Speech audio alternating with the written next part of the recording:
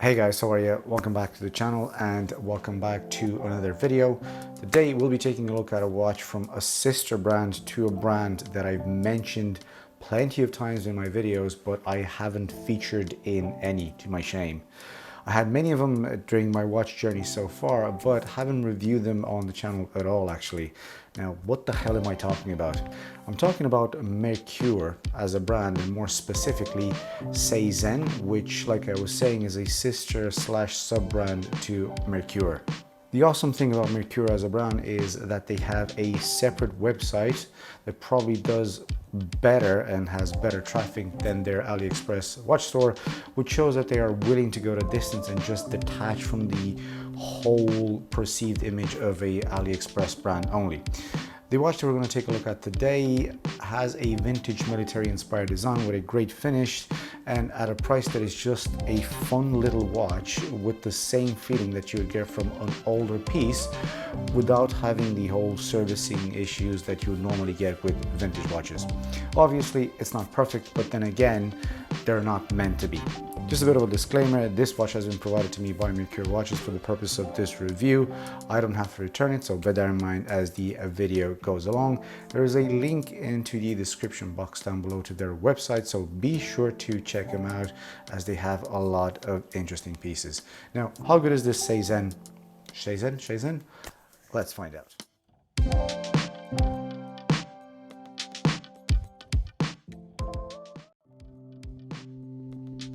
I suppose the best way to start with this is, where does this watch fit in your collection? As in, where does it sit? Well, I can tell you that it sits in your Sunday corner of the box where a vintage military watch is supposed to be, but it isn't because it's either too expensive or it just looks too damn old that it needs a service, and that service costs as much as the watch. Now, did I make my point? I don't have that many vintage watches in my collection, and that is a good reason for it. I'm afraid it might die at any moment. And that is the main reason for me why this makes sense, because I get the same feeling without the hassle, not to mention the fact that it has the same size. Speaking of that, let's get the dimensions out of the way. The case is 38 millimeters in diameter. We have a thickness of just 12 millimeters, including the dome crystal, a lug width of 20 millimeters, and a lug to lug of 46 millimeters, and a weight on this supplied nylon strap of just under 60 grams. I think this is just the perfect size if you have a below 7-inch wrist. I mean, if you look at it this way, this stays true to the vintage design, so 38 is more closer to the real thing, I would say. Also, since this is hand wound, we have a very slim profile if you don't take that dome crystal into consideration, and as you would expect, it does wear very, very compact. But I don't think I've seen a watch of this style that is bigger than 38 millimeters. Let me know in the comment section down below if you know of any. Now, I do prefer smaller watches, and this suits my 6.3-inch wrist perfect. The case is built in this sort of step design, and by that I mean that if you look at it from the profile, the entire construction looks like it has steps. It has a very different levels of brushing all across the board, only with the top part, which is supposed to be the bezel, polished. The design is very utilitarian and simple, but it's very, very well executed. I've said this about many watches, but this does not feel like a $100 watch. No weird machining, no sharp edges and everything. And everywhere you look, there is quality of the brushing, and it is very, very consistent, and it's very consistent all across the board. Push-pull crown at the 3 o'clock position with the Merkur logo, and it has the stated water resistance of just 50 meters. I mean, that's okay, I guess. I wouldn't expect this to be higher, so given the price and the style, I would just be careful with it, I guess. And something that I think all watches should have, apart from dress watches of course, is drilled lugs.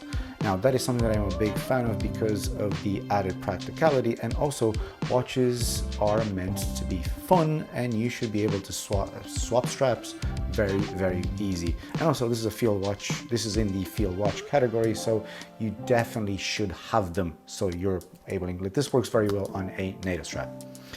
Keeping in tune with the vintage look, we have the dial. This is covered by a piece of K1 mineral crystal, which I'll explain in a little while what it is. This is the only color variant for authenticity reasons. They do another dial variant in the same color though. Link down below if you want to check it out. Everything is printed with Arabic numerals for the hour markers and a train track, minute track on the outer edge. At the 6, we have the running seconds subdial, once again to maintain that vintage flow that I've mentioned way too many times already. Now, something that I've noticed with Merkur is that they never ever skimp on lume. I mean, this is some sort of C3 replacement, but there is plenty of it, and again, it shines super bright. Hands and markers are lumed, and also the seconds subdial is lumed, but not the running seconds hand, which is kind of pointless. I mean, in low light conditions, you know there's a dial there, a subdial, but that's pretty much it because you can't track anything on it. Anyway, it doesn't matter. Now let's address that crystal. Now, according to the wonderful internet, K1 mineral crystal is heat treated mineral glass, which is more scratch resistant than regular mineral glass, and it has a better shatter resistance than sapphire crystal. So in short, it is an improved mineral crystal, I guess. The way I see it, I kind of wanted acrylic just for, again, for authenticity reasons, and also if you get any scratches on it, Polywatch is there to help. On the other hand, I do appreciate the treated mineral, but at the end of the day, if you put a scratch on it, which will eventually happen, there is no way you can buff that out. But overall, if you think about it this way, the watch only costs $90 or so. So I guess you just can't have it both ways. The movement is a hand wind only mechanical movement, and it's called the M01X. This is a non-hacking movement that Merkur has labeled as a self-developed movement. It's very basic and it beats at 21,600 beats per hour. I'm not sure how true this is, the whole self-developed part. I mean, this watch is only around $100, so something doesn't quite add up there.